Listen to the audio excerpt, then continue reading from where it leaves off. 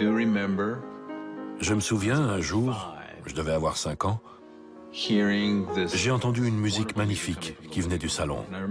Et je me suis mis à pleurer, sans savoir pourquoi. J'étais allongé, j'écoutais la musique, et je pleurais. It's like the music's able to get in there and flip some switch or pull on some string that nothing else can do. I wonder about that. I wonder. Un musicien et un scientifique, animés par la même curiosité. Le pouvoir de la musique. Pourquoi cette suite de sons nous émeut-elle? C'est un mystère encore irrésolu.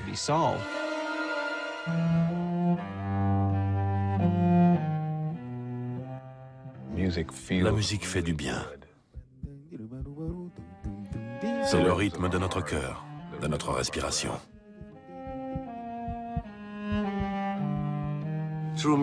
Grâce à la musique, on peut vivre des choses qu'on ne pourrait pas connaître en dehors de l'univers du son.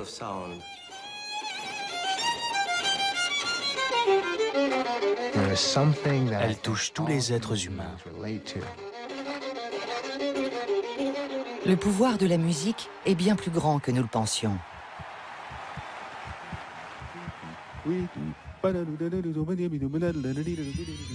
La musique est inscrite en nous, dans notre corps et notre cerveau. Aujourd'hui, les avancées scientifiques soulèvent de nouvelles questions. La musique peut-elle nous rendre plus intelligents? Peut-elle soigner? Est-elle l'apanage de l'homme?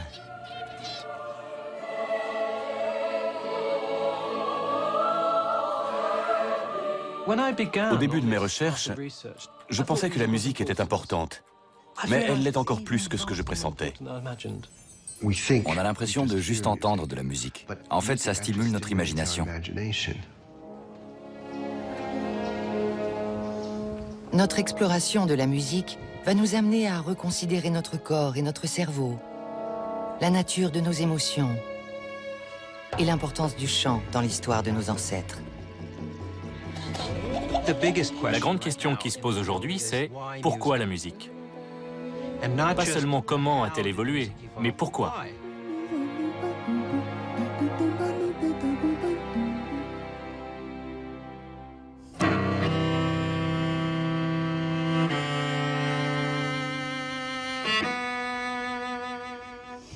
You know those experiences that you have sometimes when you hear a piece of music for the first time and you're immediately brought to tears?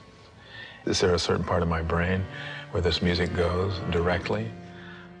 Le musicien Bobby McFerrin et le neuroscientifique Daniel Levitin seront nos guides pour ce voyage où se mêlent un art ancestral et des découvertes très récentes.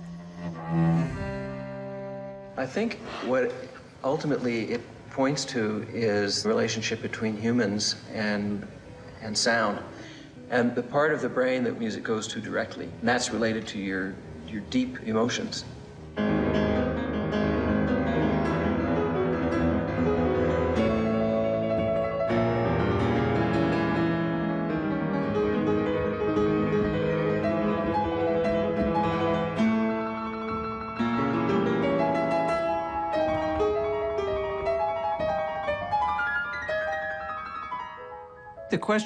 Tout est parti de la question, qu'est-ce qui provoque la chair de poule? Que se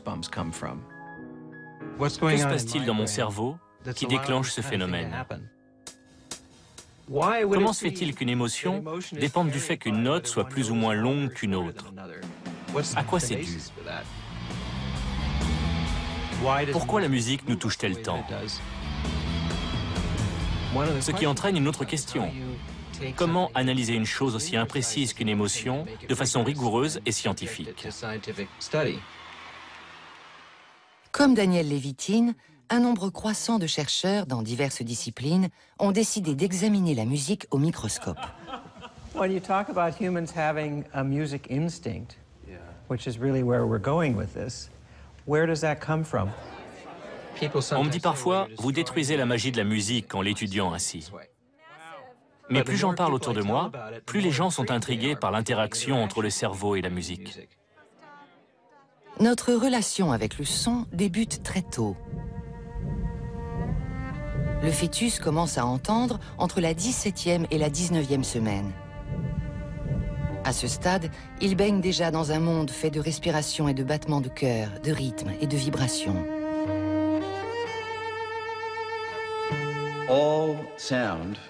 Tous les sons, en particulier la musique, sont créés par des ondes de pression, des vibrations qui se propagent dans l'air. Pour un physicien, le son est une onde, un déplacement de l'air en vibration. La différence entre deux sons, entre un claquement de main par exemple et une note, dépend de la nature de la vibration, de ses particularités. Une note musicale est une vibration très régulière qui se répète selon un schéma défini. Si on examinait les molécules d'air, on verrait une belle progression cyclique. Compression, raréfaction, compression, à mesure que le son irait de moi à vous. Mais si on tape juste dans ses mains, la vibration sera beaucoup plus chaotique. Elle n'aura pas ce rythme bien régulier. C'est ce qui fait la différence entre ces deux types de sons. Nous baignons dans un océan de vibrations. L'expérience de la musique est profondément ancrée dans notre physiologie. La musique, c'est de l'énergie. Nous pouvons sentir ces vibrations dans tout notre corps. Et pour moi, c'est essentiel. Tout l'art d'Evelyn Glennie repose en effet sur ce point. Cette percussionniste est atteinte de surdité profonde depuis l'âge de 12 ans. Je suis une créatrice de son. J'entends. J'entends à ma façon, même si ce n'est pas la même que la vôtre. Elle ressent les sons, les différences de rythme et même les différences de ton à travers ses pieds et d'autres parties de son corps. Les tons graves passent par la partie inférieure du corps. Il y a une grande amplitude. La vibration est beaucoup plus ouverte. On a presque l'impression d'être la grosse caisse quand on en joue. Par contre, les percussions plus aiguës, comme les cloches ou les rototoms, n'ont pas la même amplitude que la grosse caisse. C'est pour ça qu'on les sent dans la partie supérieure du corps. Donc on peut vraiment s'entraîner à ressentir ça. Le son est mon métier. Et je n'ai pas envie de me servir uniquement de certaines parties de mon corps pour le ressentir. Le son fait partie de nous.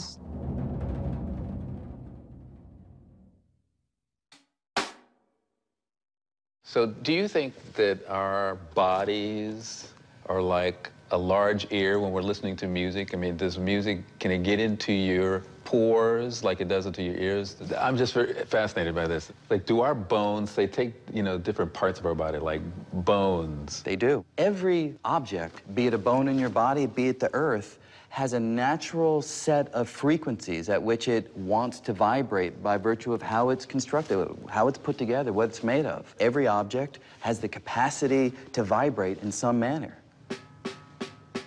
You know, amazingly, we can write down equations for how things will vibrate if they're hit or plucked or if air is forced by strings. But there's no music in the equations. Somehow those equations have to be animated. Somewhere in there, this gray thing inside of our head plays a role. Le cerveau. Chez la plupart d'entre nous, les vibrations des ondes acoustiques sont transmises au cerveau par l'oreille, qui les traduit en signaux neuraux. Quand le son frappe le tympan, il déclenche des ondes de pression à l'intérieur de la cochlée, qui est une structure en forme de spirale. Cette structure est tapissée de cellules ciliées qui captent des fréquences bien précises. À la base de la cochlée, ces cellules envoient des impulsions électriques en réponse aux basses fréquences. Au sommet de la cochlée, elles réagissent aux hautes fréquences et entre les deux, on a toutes les fréquences intermédiaires. Le signal sonore est transmis de l'oreille au cerveau par le tronc cérébral. L'impulsion électrique est transmise au cortex auditif, qui est agencé par ordre de ton, un peu comme le clavier d'un piano. Les cellules ciliées, connectées au cortex auditif, propagent le son de façon croissante, des notes les plus graves aux plus aiguës. Autrefois, on croyait qu'il y avait un unique centre de la musique dans le cerveau, mais on a compris qu'il y en a en fait plusieurs, répartis sur tout le cerveau. Les signaux remontent le long du tronc cérébral, traversant le colliculus inférieur, puis le corps genouillé médian, avant de venir activer le cortex auditif. Si on pouvait voir toutes les zones du cerveau qui extraient le signal du son pour le transformer en musique, on assisterait à un feu d'artifice d'impulsion. Certaines coordonnées, d'autres non. C'est une sorte de symphonie neurale.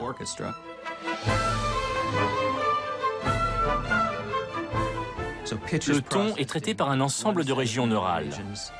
Le tempo par un autre, l'intensité par un troisième, et le timbre, s'agit-il d'un violon, d'une trompette ou d'une voix humaine, par un quatrième. C'est après que tout est assemblé, mais cet après représente 30 millièmes de seconde. On ne s'en rend même pas compte.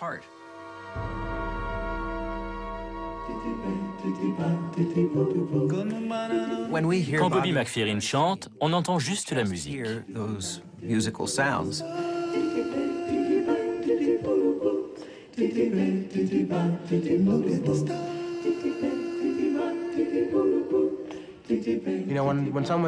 Quand on dit qu'un morceau de musique nous touche ou nous fait vibrer, c'est au sens propre. Le son de ma voix pénètre par votre conduit auditif et fait vibrer votre tympan. C'est très intime. Je vous touche au sens propre du terme. Et quand vous me parlez, vous me touchez de la même façon. Si on étend ce principe au son d'un violon,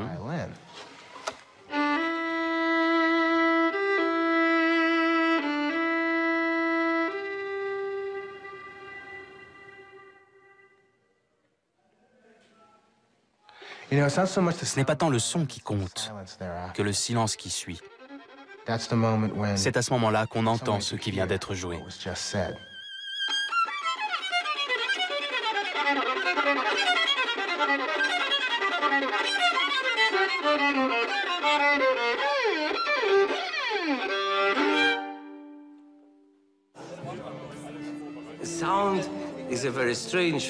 Le son est un phénomène très étrange. Il ne dure pas. Ce qu'on a joué ou entendu il y a 10 secondes n'existe plus. C'est ce qui donne à la musique cette dimension tragique. Elle peut mourir, et chaque note est une vie à elle toute seule.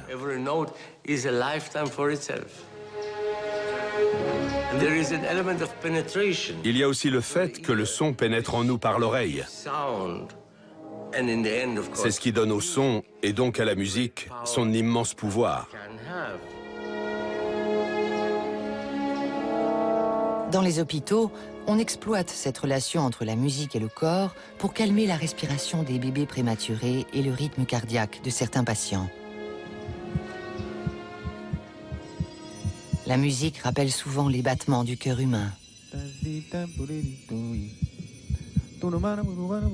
Ce lien physique avec la musique a été confirmé par des études qui montrent que le corps est un baromètre de nos émotions.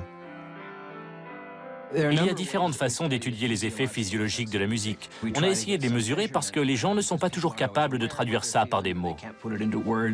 So first I'm going to put these on your fingers, and we're going to be able to monitor your galvanic skin response, basically how much you sweat. And I'm going to clip this to your ear, and this will get your pulse. Together, these will help us to measure the emotion that you feel in response to certain pieces of music. Okay, and how about this one?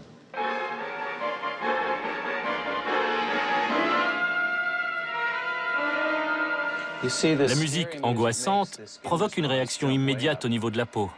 Ça fait partie du mécanisme de fuite ou de défense. Cette musique angoissante est une métaphore. Elle évoque quelque chose